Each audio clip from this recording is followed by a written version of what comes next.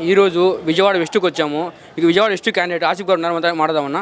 నమస్తే అన్న. నమస్తే అన్న, విజయవాడ వెస్ట్ సీటు మీకు ఇవ్వడానికి కారణం ఏందన్న? అసలు విజయవాడ వెస్ట్ సీటు మీకు ఇవ్వడానికి కారణం ఏందన్న? అసలు నాకు ఇవ్వడానికి నేను పార్టీలో కష్టకాలంలో జెండా మోసాను. ఒక సామాన్య కార్యకర్త నుంచి ఒక కార్పొరేటర్గా ఎదిగాను. నాకు ఆ టైంలో ఎంతమంది ఎన్ని ప్రలోభాలు పెట్టినా నేను కార్పొరేటర్గా ఉన్నప్పుడు నేను ఆ ప్రలోభాలు లొంగకుండా నేను జగనన్నే వెంటే ఉన్నాను. పార్టీ వీడి ఏ పని చేయలేదు. నేను పార్టీ ఏదైతే ఆదేశాలు ఇచ్చిందో ఆదేశాలకు అనుగుణంగా నడుచుకున్నాను. నాకు ఎమ్మెల్యే సీట్ రాలేదు, నాకు ఎమ్మెల్సీ ఇవ్వలేదు అని బాధపడకుండా నాకు ఇచ్చిన మైనారిటీ ఫైనాన్స్ కార్పొరేషన్తో సంతృప్తి చెంది నేను ప్రజలకు చేరువయ్యి దాని ద్వారా ఏదైతే మైనారిటీ ఫైనాన్స్ కార్పొరేషన్లో నవరత్నాలు ఉన్నాయో ఆ నవరత్నాలను చేసుకుంటూ ముందుకు సాగాను. జగన్మోహన్ రెడ్డి గారు ఒక్కసారి మాట ఇచ్చారంటే ఆ మాట తప్పరు. దానికి నిదర్శనమే నేను. అది దాంట్లో సందేహమే లేదు. అంటే జగన్మోహన్ రెడ్డి గారు సీట్లు అమ్ముకున్నారని టీడీపీ వాళ్ళు ప్రచారం చేస్తున్నారు కదా. ఏదో నా కొడుకులు ఏదో వాగుతున్నారని చెప్పేసి దానికి సమాధానం చెప్పాల్సిన అవసరం లేదు. ప్రతి గాలిని పోయే కుక్క ఏదో వాగుతుంటుంది. జగన్మోహన్ రెడ్డి గారు సీట్లు అమ్ముకుంటే కొన్ని వేల కోట్లు కాదు లక్షల కోట్లు వస్తాయి.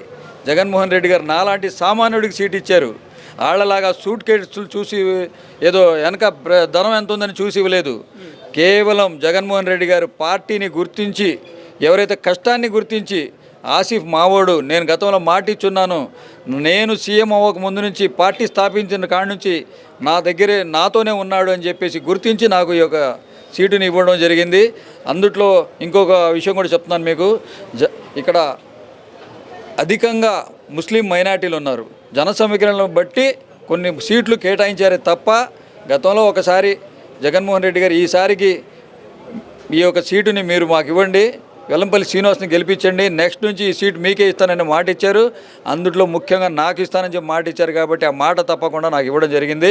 టికెట్లు అమ్ముకునేది ఇప్పుడు దాకా తేల్చుకోలేకపోతున్నారు. వాళ్ళు టికెట్లు బేరాలు కుదరక వాళ్ళు మాకు చెప్తున్నారా? బేరాలు కుదరక ఎవరికి ఇస్తే సంచులు ఎక్కువ వస్తాయి అని చెప్పి బేరాలు కుదరక వాళ్ళు ఇప్పుడు దాకా ఎవరో నా మీద పోటీ ఎవరు పెట్టాలో తెలుసుకోలేకపోతున్నారు. వాళ్ళు ఎవడు వచ్చినా సరే దాంట్లో వెనకడుగు వేసేది లేదు. ఇది వైఎస్ఆర్సీపీ అడ్డా. హ్యాట్రిక్ కొడతాను నేను. మూడోసారి హ్యాట్రిక్ దిశగా ముందుకెళ్తాను. హ్యాట్రిక్ దిశగా ముందుకెళ్తాను. వైఎస్ఆర్సీపీ జెండా రెపరెపలు ఆడిస్తాను. తప్పకుండా విజయవాడ పశ్చిమ నియోజకవర్గం వైఎస్ఆర్సీపీ కైవసం చేసుకుంటుంది. భారీ మెజార్టీతో జగన్మోహన్ రెడ్డి గారికి ఈ సీటుని గెలిపించి కానుగ్గా ఇస్తాను. అంటే విజయవాడ వెస్ట్ ప్రజలు అసలు మీకు ఎందుకు ఓటు ఎందుకు వేయాలి? మీకే మేము మా అభివృద్ధి చూడండి, మా సంక్షేమ పథకాలు చూడండి. ప్రజల్లో ఉండే నాయకుడు అండి. కరోనా కష్టకాలంలో ఒక్కసారి ప్రజలు గుర్తు చేసుకుంటే చాలు. మేము చెప్పవసరం లేదు. ప్రజలే స్వచ్ఛందంగా ముందుకు వచ్చి చెప్తున్నారు. ఇక్కడ కరోనా అంటే హైదరాబాద్లో తలదాచుకున్నారు. ఆయన దత్తపుత్రుడు ప్రజల్లో ఉన్నాడు నాయకుడు. ప్రజల్లో చేరువయ్యి భారతదేశంలో ఎవరు చేయనంత సేవ కరోనా కష్టకాలంలో జగన్మోహన్ రెడ్డి గారు ఇచ్చారు.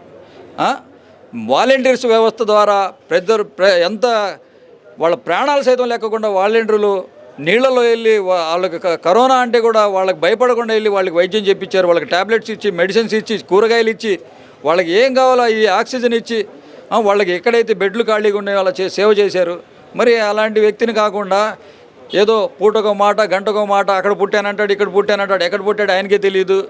ఇంకొకడు ఉన్నాడు ఏం మాట్లాడతాడు ఆడికే తెలియదు. చంద్రబాబు నాయుడు అన్నీ ఏదైతే అబద్ధపు మాటలే, వెన్నుపోట్లు. మొన్న కేసీఆర్ నాన్నగారికి వెన్నుపోటు పొడిచాడు. అంత నమ్ముకొని ఉన్నాయనికి మెడపెట్టి బయటకు గంటించేశాడు ఆయన. ఇవాళేమో వాళ్ళ మావనే వెన్నుపోటు పొడిచి బయటకు గంటేసినోడు కేసీఆర్ నాన్నగారు ఒక లెక్క. కేసీఆర్ నాన్నగారు రావడం వల్ల కూడా మాకు బలం పుంజుకుంది. తప్పకుండా విజయవాడ ఎంపీ సీటు కూడా మేమే కైవసం చేసుకుంటాం. తప్పకుండా ఏదైతే ప్రజా సంక్షేమంలో ప్రజాబలంతో మేము ముందుకు వస్తాం. వాళ్ళకి భీమిలి సభ ఒకటి సమాధానం చాలు. వాళ్ళు మా గురించి మాట్లాడతారా సీట్లు అమ్ముకుంటున్నారని. సీట్లు బేరాలు కుదరక ఎక్కడ కూడా ఏం డిసైడ్ చేయాలో అర్థం కాక వాళ్ళు తడబడులు ఆడుతున్నారు తప్ప మొగాళ్ళలాగా ఒక్కొక్క సీటు ఒకటో విడతా, రెండో విడతా, మూడో విడతా అని అన్ని సీట్లు కేటాయించేస్తున్నారు జగన్మోహన్ రెడ్డి గారు. ఏదో కావాలని చెప్పి మాట్లాడుతున్న మాటలకి, ఏదో ప్రజలకి ఏదో మళ్ళీ మబ్బు పెడదామని చెప్పేసి మాటలకి, వారం వడ్డీలకి తీసుకొచ్చి ఇళ్ళకి డబ్బులు కడితే దానికి దిక్కు లేదు. ఫ్రీగా ఇల్లు ఇస్తాను అని చెప్పేసి పట్టాలు ఇచ్చిన ఘనత వైఎస్ జగన్మోహన్ రెడ్డి గారిది. అంటే సెంటు భూమిలో బాత్రూమ్ కూడా కట్టలేని టీడీపీలు అంటున్నారు కదా. పేదవాడు సొంత ఇంటి కల ఆయనకేం తెలుసండి. విలాసమైన భవనాలు ఉండేవాడు. పేదవాడు 50 గజాల్లో కాదు 25 గజాల్లో కూడా ఇవాళ ఫ్యామిలీతో సుఖ సంతోషాలతో ఉంటున్నాడు. ఏదో బిర్యానీలు తిందామనేది కాదు, పచ్చడి మెతుకులతో అయినా సరే తృప్తిగా ఉందామా లేదని ఆలోచించుకుంటున్నారు ఇవాళ ప్రజలు. ఈయన బాత్రూమ్తో ఆయన పోల్చుకుంటున్నాడు. ఇలా పోల్చుకొని ఇలా పిచ్చి మాటలు మాట్లాడే ప్రజలకి దూరం అయిపోయాడు చంద్రబాబు నాయుడు. ఇవాళ మళ్ళీ ఏదో మాస్క్ మార్చుకొని మళ్ళీ ప్రజల దగ్గరికి వస్తున్నాడు. ఆయనకి నమ్మే స్థితిలో లేరు. ఆయన్ని కానీ ఆయన దత్తపుత్రుడిని కానీ ప్రజలు నమ్మే స్థితిలో లేరు. తప్పకుండా ప్రజలు బుద్ధి చెప్పే రోజు దగ్గరలోనే ఉంది. ఈ యొక్క ఓటు ద్వారా ప్రజలు బుద్ధి చెప్తారు. ముస్లిం మైనార్టీలకి ఓటు బ్యాంక్ కింద వాడుకొని ముస్లిం మైనార్టీ పిల్లలు వాళ్ళ హక్కుల గురించి మాట్లాడితే గుంటూరులో నారా హమారా మహాసభలో వాళ్ళకి దేశద్రోహులు చిత్రించిన ఘనత చంద్రబాబు నాయుడుది. ఇవాళ ఆయన రాష్ట్ర ప్రజల గురించి మాట్లాడతాడు. ఒక సామాజిక వర్గాన్ని ఏమైనా గౌరవించాడు ఆయన? అందరినీ అవహేళన చేయడం, అందరినీ నానా మాట్లాడడం, బీసీలకి హేళన చేశాడు, ఎస్సీ ఎస్టీలకి హేళన చేసి మాట్లాడాడు ఆయన వాళ్ళ మైండ్ దొబ్బి ఏదో మాట్లాడుతున్నాడు. ఆయన గురించి మేము పట్టించుకోవాల్సిన అవసరమే లేదు. వైఎస్ జగన్మోహన్ రెడ్డి గారు వై నాట్ 175 దిశగా మేము అడుగులేస్తున్నాం. తప్పకుండా 175 నియోజకవర్గాల్లో జెండా రెపరెపలాడడం, వైఎస్ఆర్సీపీ జెండా రెపరెపలాడడం ఖాయం. తప్పకుండా 24లో మళ్ళీ జగన్మోహన్ రెడ్డి గారే సీఎం అని చెప్పేసి, ఇది నేను చెప్పడం కాదు, ఈ రాష్ట్ర ప్రజలు చెప్తున్నారు. ఆ పైన భగవంతుడు డిసైడ్ చేస్తాడని చెప్తున్నారు. అంటే జగన్ గారు సీఎం ఇది ఏపీ మరో శ్రీలంక అవుతుందని టీడీపీ చెప్తున్నారు కదా. అంటే వాళ్ళు ఇస్తే ఏంటి, ఇది సింగపూర్ అయిపోద్దా?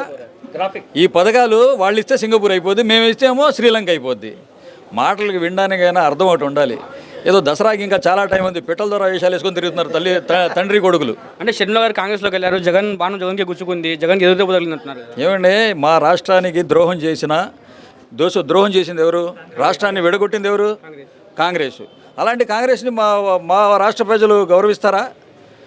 షర్మిలమ్మకి ఏదో మాయ మాటలు చెప్పి మబ్బులో పెట్టి ఏదో షర్మిలమ్మని అటు లాగారే తప్ప ఇక్కడ మట్టికి వైఎస్ఆర్సీపీ ప్రభంజనం, వైఎస్ఆర్సీపీ కైవసం చేసుకుంటుంది అన్ని నియోజకవర్గాలు.